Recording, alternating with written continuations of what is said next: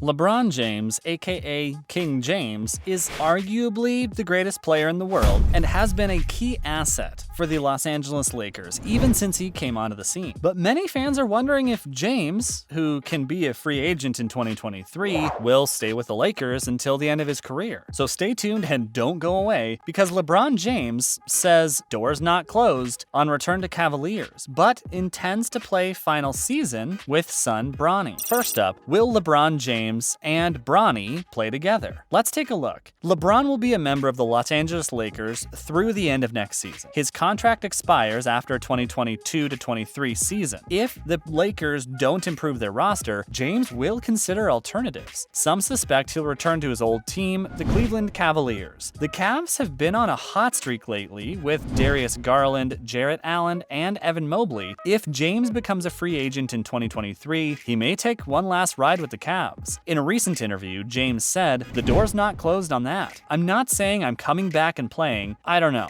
I don't know what my future holds. I don't even know when I'm free." If James does choose to explore free agency in 2023, many suspect that Cleveland would be his first choice. He's familiar with the organization, knows they can afford to pay him what he's worth, and they'd give him a chance to compete for a championship. To be honest, James is more likely to change teams in 2024. Why? Because that's when his son, Bronny, will be 1 year removed from high school. This means that Bronny would meet current NBA rules and be eligible to enter the NBA draft. James has confirmed that he plans to play his final season on his son's team. James said, "My last year will be played with my son. Wherever Bronny is at, that's where I will be. I would do whatever it takes to play with my son for 1 year." It's not about the money at that point. At the time of this recording, in the NBA, there has never been a father-son duo playing at the same time. So if King James plays in the NBA with his son, it would be a historic first. Next up, how many times has LeBron changed teams in free agency? You're about to find out. King James has changed teams during free agency a total of 3 times. And although he's met with multiple teams over the course of his career, he's never considered playing for them. Now the news that he wants to play with his son has all 30 NBA teams thinking they might have a chance to land one of the greatest players of all time. The NBA could even change its one-and-done rule and get James Jr. into the draft earlier. Bronny might want to spend multiple seasons in college, which could also delay his retirement tour. But let's move on to what's happening in the NBA right now. Each team has between 21 and 25 games remaining, and a lot of eyes are on Philadelphia's James Harden. Joel Embiid has never had an elite playmaking point guard, and it's clear that now he does. The 76ers don't have the same kind of defense without Simmons, but their offense is far more capable now. Daryl Morey is betting that points scored are worth more than points lost. Harden works really well with Embiid, who wants the ball in the post for the most part, and this will be important to watch for the next 24 games. Everyone's watching Harden and wants to see how looks over the course of what's left for the season. Harden wasn't the same player in Brooklyn that he was in Houston, and what the 76ers definitely need is the version of Harden from the Houston days. Up next, what's up with Ben Simmons in Brooklyn? Let's find out. Fans are wondering if Simmons can find his sweet spot over the next 7 weeks. If he does, his defense is going to be huge during the playoffs, assuming the Nets make the playoffs. At present, the Nets are in 8th place. In Simmons' first playoff run with the Sixers, he looked like a future MVP candidate. And if New York lifts its vaccine mandate, the roles are very clearly defined in Brooklyn. While Kyrie Irving is the point guard, the top scorer is Kevin Durant. Ben Simmons typically fills in half-court gaps and excels on defense and transitions. Some suspect that Simmons isn't ready to play at a high level, and if the vaccine mandate stays, Durant might have too much on his plate to really save the Nets. But let's move on to the West Coast and see what's happening in LA. Coming out of the All-Star break, the Lakers are in the 9th place. The team is 5 games up on San Antonio for the final play-in spot and 6 games behind Denver for the 6th spot. King James will have to carry the team for at least the next 3 weeks because Anthony Davis is injured with a sprained foot. If Davis comes back by late March, the Lakers would be a tough team to beat. And even though LeBron has been playing his best all season, he'll need all the help he can get.